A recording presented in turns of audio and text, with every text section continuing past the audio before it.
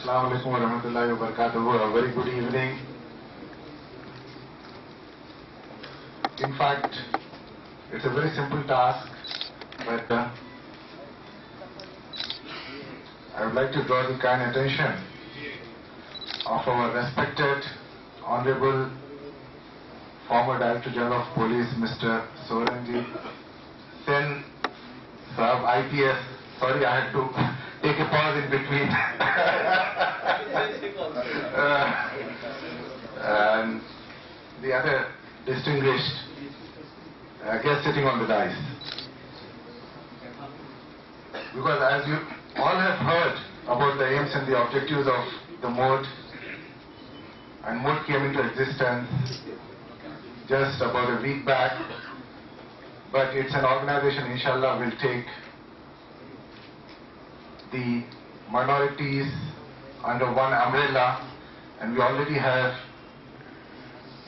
the representatives from the Sikh community, from Jain community, from Buddhist community, from Christian brothers and the Muslims.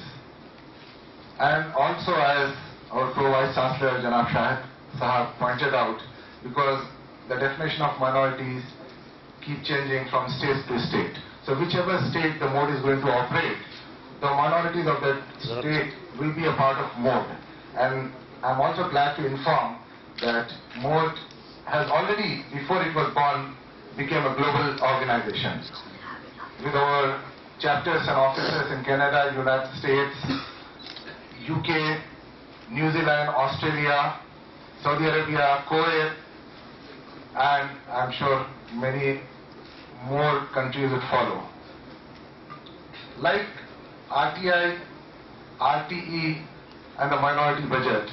And more importantly, above all, what we need is we have to form a think tank of the minorities community, which is actually lacking here, and that can only be done if all these minorities come under one umbrella, and we have, in fact, the bureaucrats, the retired judges, the academicians, the educationists, and the eminent people from the society.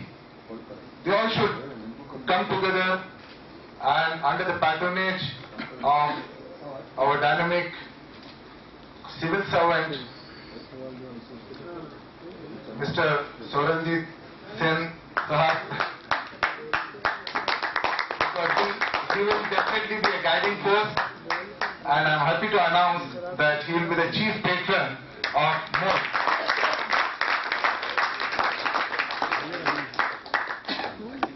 And then we have the huge advisory board, which will be consisting of IAS, IPS, IFS, IRS. And the MODE is a non-political body, but would work very closely hand in glove with the politicians. Because we are living in a democratic country. If we don't work with the politicians, then we can't really grow. I consider myself a society and a community worker, and for somebody to become a good politician, one has to be a very good society and a community worker. If somebody starts considering himself as a leader, then probably that would be the end of that person before he really begins actually. Now coming, because there is something which is there in my mind, I thought I would share that in front of this august audience, because RTE has already come into existence and it is going to be implemented in our state very soon. And we have lots of schools here, and our government of India is spending lakhs of crores on the education. And every single liter of petrol or a diesel we buy, we are paying 1 rupee 50 paisa towards the education cess. But still, an average and a middle class family of our country spends about 40% of their income on education. Why is it that when we have so many government schools in existence, still we don't prefer sending our children to the government schools? We send our children to the private schools, to the public schools. I think the MODE would start with the movement that the government of India should make an amendment to the RTE and make the government school education compulsory for the children of the bureaucrats, IAS, IPS, IRS, IFS, and all the public servants. Then only the standard of our schools would go up and a common man will think of sending their children to the government schools. Because today, I send my children to the Delhi public school. I know the fees pattern there. They are not supposed to collect the donation as your son go for education. She said, I send him to the Bharatiya Vidya Bhavan. Then I asked her, why? Why don't you send it to a government school? She said that I'm working here so that I can provide a better education to my children. That is the mindset of my housemate.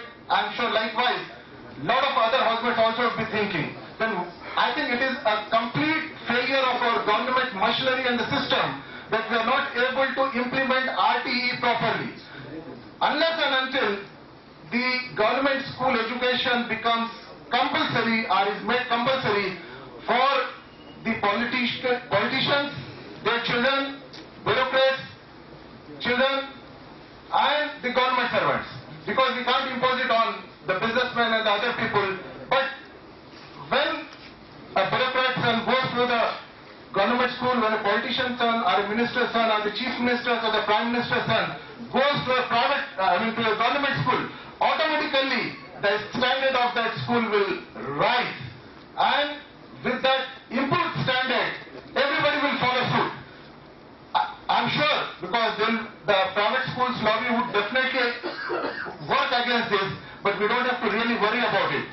This should become a people's movement, and I'm very hopeful that in next 3 months we are going to launch this from Jantar Mantar.